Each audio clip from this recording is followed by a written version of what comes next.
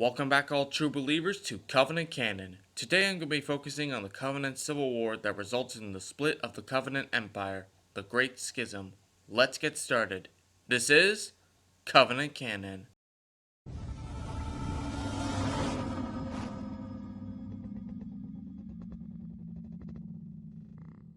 The Great Schism, also known as the Great Betrayal among the Sangheili, was a major civil conflict between the Covenant forces and the Sangheili and their followers, which split apart on November 3, 2552.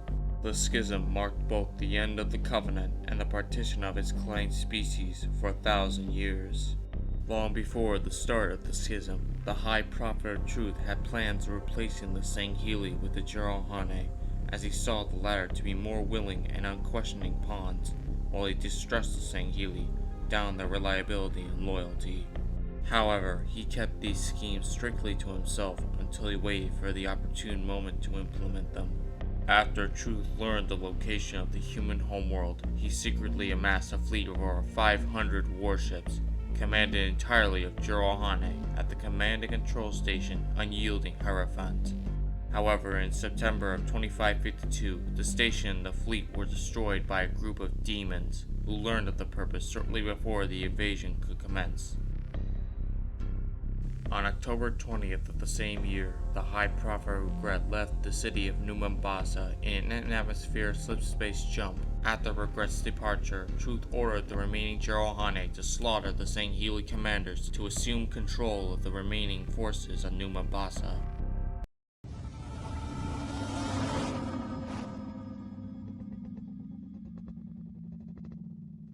After the High Prophet was assassinated by the Demon 117 on November 2nd, 2552, the two remaining hierarchs reorganized the Covenant Society, claiming that the Sangheili could no longer protect the hierarchs due to Regret's assassination. They replaced the Sangheili with the Jiralhanae as the Prophet's honor guards. The Sangheili viewed this change as a violation of the writ of union that was signed thousands of years ago at the foundation of the Covenant. They threatened to resign from the Covenant High Council, and this action would spark the start of the Great Schism.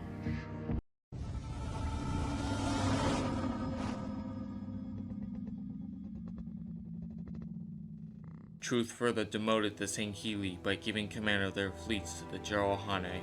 Truth knew that the High Council would elect a new hierarch to replace Regret, and so made his plans to eliminate the Sangheili High Councilors to prevent a more moderate hierarch from being elected, and ruining his grand plans to eliminate the Sangheili and humanity itself. Once enough Jiralhanae were in place, Truth instigated a pogrom by secretly ordering the assassination of many Sangheili councilors. Many Sangheili councilors and former honor guards were ordered to meet at the Ring's control room to begin preparations for the great journey. However, the Jiralhanae captain, Malchus, arrived at the control room with a large, heavily armed contingency of Jiralhanae and proceeded to the massacring of the councilors and former guardsmen. Truth also freed all Jiralhanae prisoners and pardoned them after release. This was perceived as an insurrection against the Covenant to the Sangheili, as well as many Mekalekolo and Ungoi. Loyalist factions were led to believe that it was a Sangheili revolt.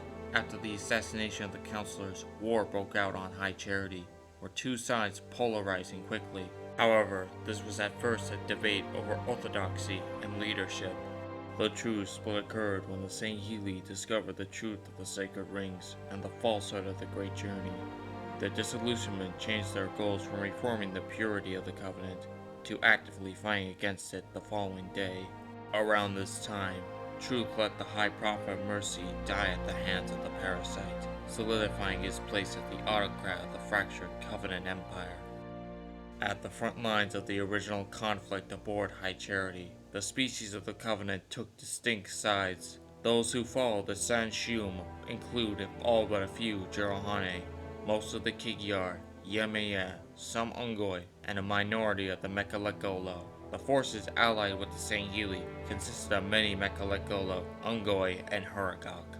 Imperial Admiral Zaitanjar Watinri initially took leadership of the Sangheili during the opening conflicts. He formed a new covenant about the Sangheili colony of joyous exaltation and made plans of killing off Jiralhanae leaders to cripple the Covenant forces. However, later that day, a Nova bomb exploded within Zaitan's flagship, vaporizing him, the fleet, and the colony.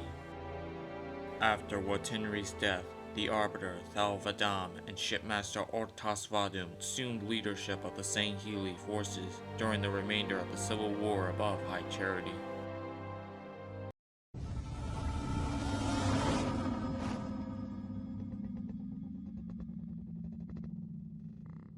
The shaky alliance between the Sangheili and their former foes, the humans, was forged entirely out of necessity. Both sides had two common enemies that wished for their extinction, the Covenant and the Flood.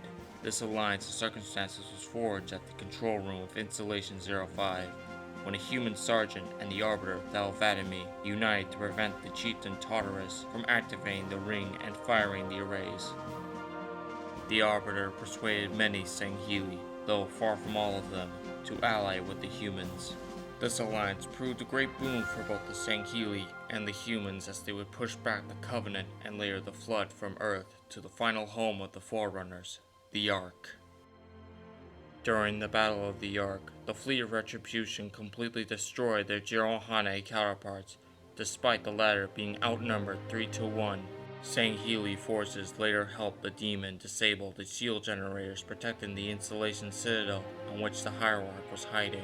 The Arbiter and the Spartan entered the citadel and fought through what remains of Truth's personal guard. After reaching the control panel, they discovered that the Hierarch had been infected by the Flood. As the Prophet slipped in and out of lunacy, Vadam stabbed him in the back. The Flood-controlled High Charity was destroyed shortly after, effectively dissolving the Covenant. Shipmaster Vadum evacuated the remaining Sangheili and human forces after the Holy City's destruction. Seemingly, only his flagship, the Shadow of Intent, remained.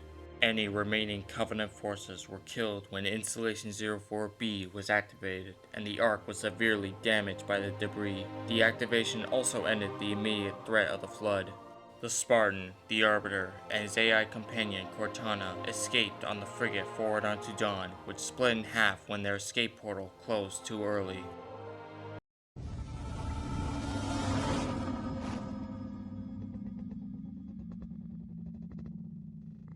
Though Vadam saw a lasting peace with humanity, many of the Sangheili were not willing to accept the peace treaty of 2552.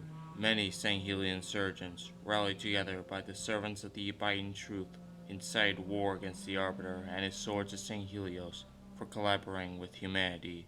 Julem Dama, a former member of the Servants of the Abiding Truth, eventually founded his own Covenant faction, with the Sangheili again serving as its leadership caste.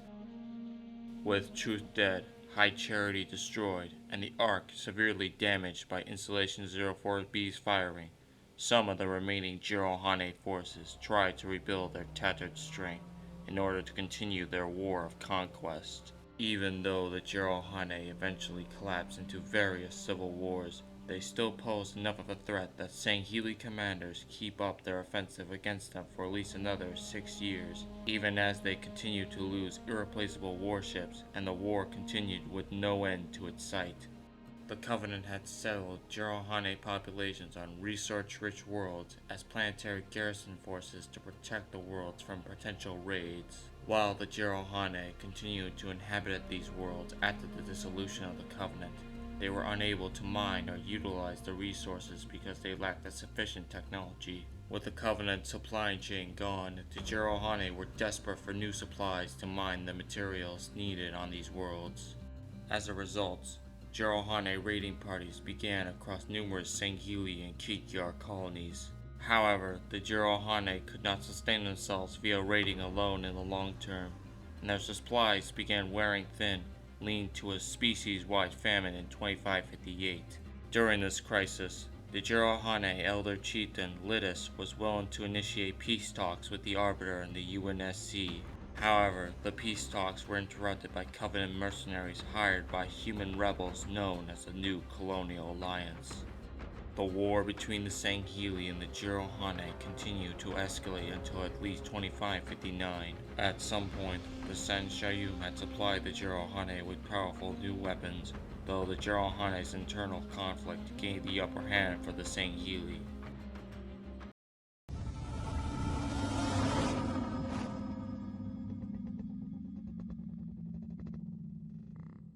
Well guys, I think that's it for today. As always, if you like what you saw here today, please hit like and subscribe.